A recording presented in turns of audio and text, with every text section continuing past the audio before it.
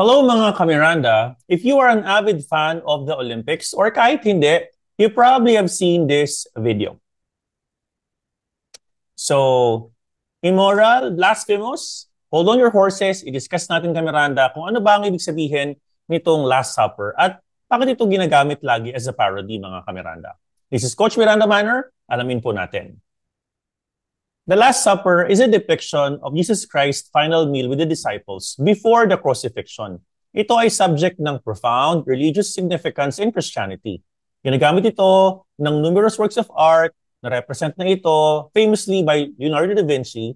However, ito ay ginagamit na target for mockery and blasphemy because of several reasons. Number one, cultural impact. Dahil sobrang sikat nito, kadalasan sa Western culture, ito ay madaling gawing satire, madaling gawing activity for parody because of the pop importance or popular culture importance. Ang hindi alam ng maraming tao, this can be blasphemous and it can hurt people whose faith is actually, aligned with the person depicted or the figure depicted in that particular Last Supper.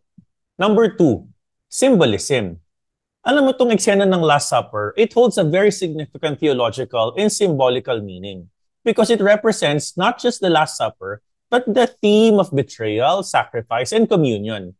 Alam mo, Kamiranda, yung mocking such themes can be a way to challenge or critique religious beliefs in institutions. Ginagamit ito na pagtulig sa Roman culture before, which is obviously where Christianity has started. Ano ang palagay ko rito, mga Kamiranda? In my own opinion, we need to put our foot down. Unfortunately, while sinasabi ng iba na okay lang ito, the location and the context where this particular blasphemous activity was done is inappropriate. Hello, ito po ay ginawa within the Olympics na ang dami pong countries participating with different culture, beliefs, etc.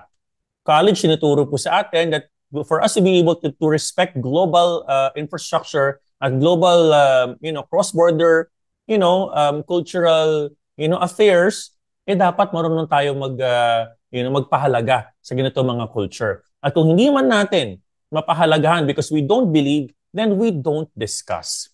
For me, the Olympics is the worst way you could ever portray such. And I'm not justifying. Hindi ibig sabihin na what if, for example, in the Olympics pwede na ba?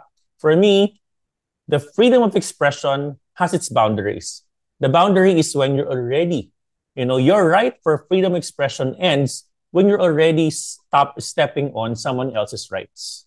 Yun lang aking insights, Kamiranda. Ikaw, what do you think about this? Please comment down below for your comments. Maraming salamat po and I love you 3,000.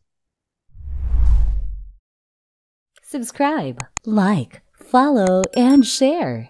Sige na please, Kamiranda.